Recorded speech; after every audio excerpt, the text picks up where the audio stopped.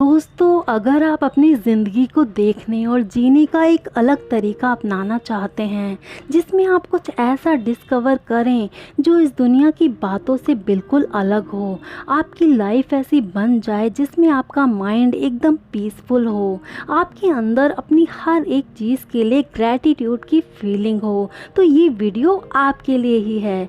जिसमें हम think like a monk book से आपको ये बताने जा रहे हैं कि एक सन्यासी की तरह सोचना हमारी लाइफ में कितना ज़रूरी है।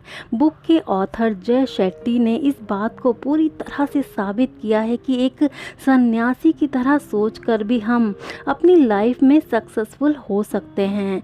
सन्यासी की सोच रखने का सबसे बड़ा मकसद एक ऐसी लाइफ होना जो ego, jealousy, greed, anger, stress, unnecessary thoughts के बर्डन से पूरी तरह से फ्री हो। ऑथर जब 18 साल की उम्र में लंदन के कैश बिजनेस स्कूल में पढ़ रहे थे, तब उनके एक फ्रेंड ने उनके सामने आकर अजीब सी बात कही। उनके फ्रेंड ने कहा कि वो उनके साथ एक सन्यासी का उपदेश सुनने के लिए चलें। ऑथर ने अपने फ्रेंड से बिल्कुल मना कर दिया कि वो उनके साथ नहीं जाने वाले हैं, क्योंकि ऐसा करना उनके लिए बहुत अजीब सी बात थी। उन्होंने अक्सर कैंपस में कंपनियों के सीईओ, फेमस सेलिब्रिटीज़ और दूसरे सक्सेसफुल लोगों की स्पीचेस सुनी थी। उन सभी की बातों को सुनना ऑथर के लिए ज़्यादा इम्पॉर्टेंट था, क्योंकि उन्हें ऐसा लगता था कि उन्होंने लाइफ में असली चीज़ों को हासिल किया है। लेकिन एक सन्यासी का उपदेश सुनने में ऑथर को कोई इंटरेस्ट नहीं था, और शायद उनकी जगह कोई और भी होता तो यही सोचता। लेकिन हुआ कुछ ऐसा कि उनके फ्रेंड ने जिद पकड़ ली कि उनके साथ चलना ही होगा। ऑथर किसी तरह जाने के लिए राज़ी तो हुए, लेकिन इस शर्त पर कि वो उनको उपदेश सुनने के बाद बार में लेकर चलेगा।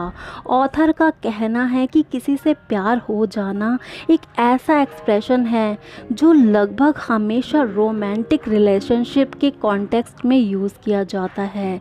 लेकिन उस रात जब उन्होंने उस सन्यासी के अनुभवों को सुना, तब वो प्यार में पड़ गए।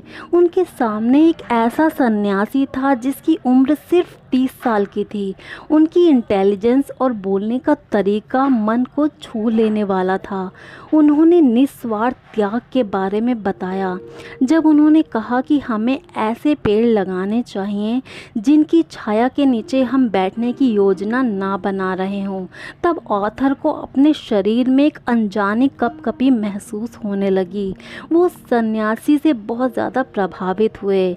उन्होंने कभी भी पहले ऐसा कुछ फील नहीं किया था, तो उन्होंने उस टाइम पर किया था। अगर आप अपने मन को शांत करने और उद्देश्यपूर्ण जीवन जीने के लिए ट्रेन करना चाहते हैं, तो आपको ये सन्यासी से बेहतर कोई और सिखा नहीं सकता है। ऑथर ने बुक में सन्यासी मानसिकता में ढलने की 3 स्टेजेस बताई हैं। तो आइए दोस्तों, एक सन्यासी की तरह अपने आप को और दूसरों को समझने की पूरी कोशिश करते हैं। नंबर 1, मुक्त करें। पहचान। भगवत गीता में लिखा है कि किसी दूसरे के जीवन की नकल को पूर्णता के साथ जीने से ज़्यादा अच्छा है कि आप अपनी खुद की तकदीर को अपूर्णता के साथ जिएं। दोस्तों, हमारी पहचान इसी में लिपटी रहती है कि दूसरे हमारे बारे में क्या सोचते हैं। इमेजिन कीजिए आपका कोई फ्रेंड है जो आपके चेहरे की हमेशा तारीफ़ करता रहता है, तो उसके बाद होगा ये कि आप अपने चेहरे पर ज़्यादा ध्यान देने लगेंगे। फैमिली, फ्रेंड्स, सोसाइटी और सोशल मीडिया, इन सभी का हमारी खुद की पहचान पर बहुत गहरा इफ़ेक्ट पड़ता है। ये सभी ये बताने की पूरी कोशिश करते हैं कि लाइफ में हम कैसे हैं और हमें क्या करना चाहिए, जो कि बिल्कुल भी सही नहीं है। बड़े सन्यासी ने कहा है कि तुम्हारी पहचान एक ऐसा दर्पण है जो धूल से छिप गया है। जब तुम पहली बार शीशे में देखते हो तो तुम कौन हो और तुम्हें किसे इम्पोर्टेंस देने वाले हो, ये सच्चाई छिप जाती है। हो सकता है इसे साफ करने में आपको मज़ा ना आए, लेकिन जब तक धूल नहीं हटेगी तब तक तुम कभी भी अपनी सच्ची इमेज को नहीं देख पाओगे।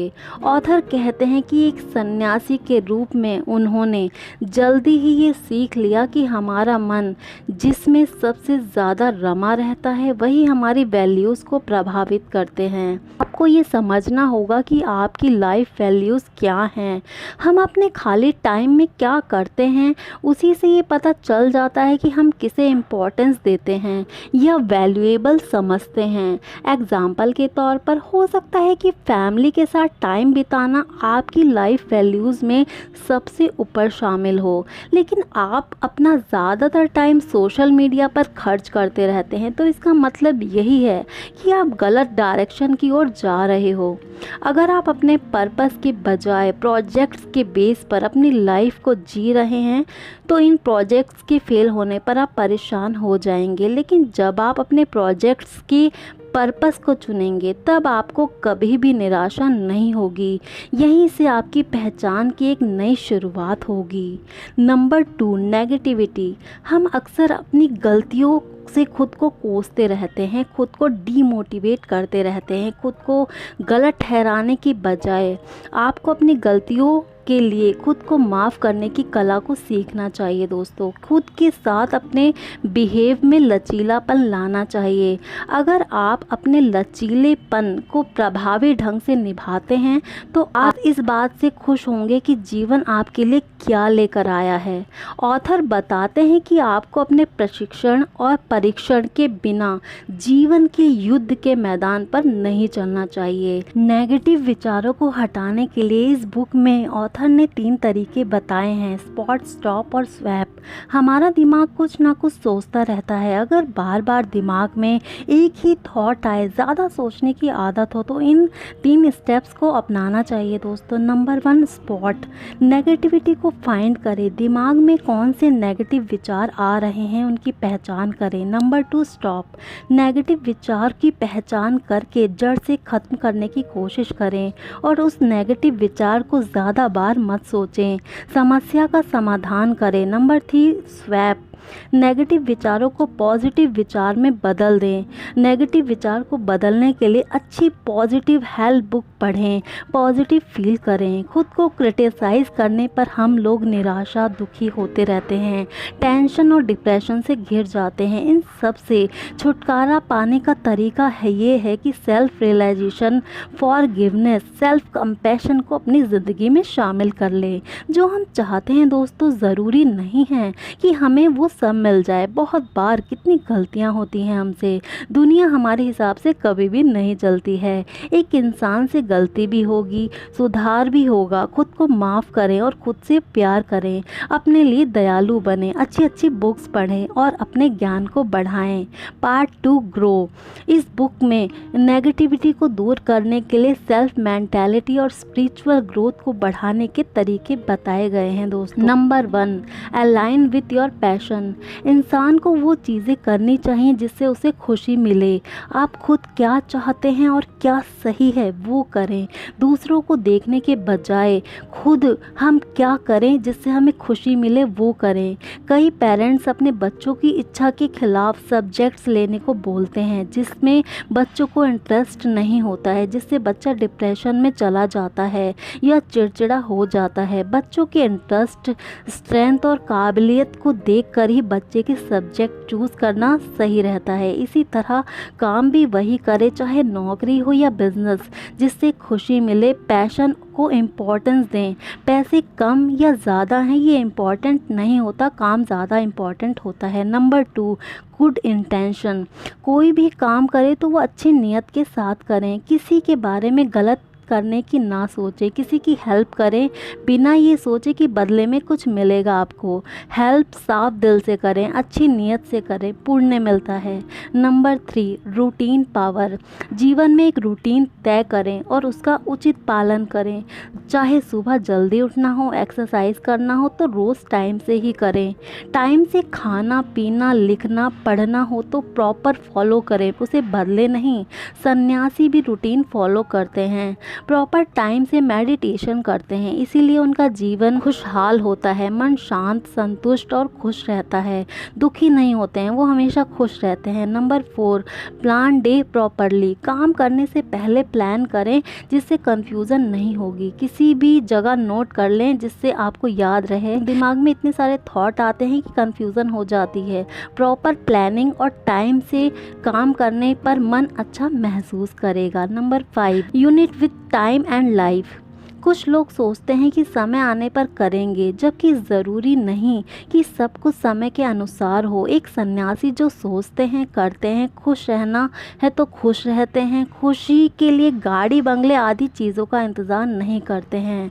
जीवन अच्छे से खुशी से जिएं, बाकी चीज़ें वक्त के साथ हो जाएंगी। Number 6, apply positive thoughts.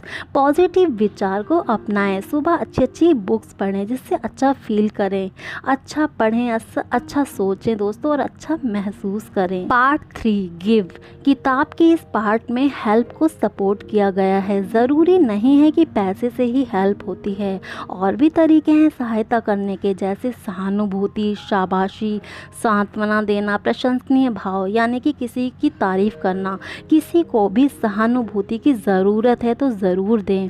किसी को नीचा दिखाना, कड़वा बोलना, डांटना, कष्ट देना, दर्द देना, ये बहुत ही गलत बातें होती हैं। जिसे सिंपैथी चाहिए उसके साथ प्यार से व्यवहार करें। दूसरों के दर्द कष्ट को समझें। दूसरों के प्रति जेलसी की भावना बिल्कुल भी ना रखें, इससे आपको हेल्थ प्रॉब्लम्स हो सकती हैं। रिलेशनशिप। जी हाँ दोस्तों, ऑथर ने रिलेशनशिप के बारे में भी 3 बातों पर अच्छे से बताया है डिटेल में इस बुक में। Number 1, presence. किसी भी प्रकार से सहायता की ज़रूरत हो तो तैयार रहें, उसकी निस्वार्थ भाव से सहायता करें। Number 2, attention. दूसरों के दुख दर्द को सुने समझें, मज़ा ना लें, हो सके तो उनके दुख दर्द को दूर करने में सहायक बने, क्योंकि कष्ट किसी को भी हो सकता है। जो जैसा इस लाइफ में करता है उसे उतनी ही अच्छी बातें मिलती हैं। अगर वो अच्छा करेगा तो उसे उसके साथ अच्छा होगा, अगर वो बुरा करता है तो एक टाइम के बाद उसे ज़रूर बुरा फल मिलेगा। Number 3, intimacy. रिश्तों में विश्वास प्यार बैलेंस में बनाए रखें। ऐसी बातें ना करें जिससे किसी दूसरे को दिल को चोट पहुँचे। विश्वास ना तोड़ें किसी का।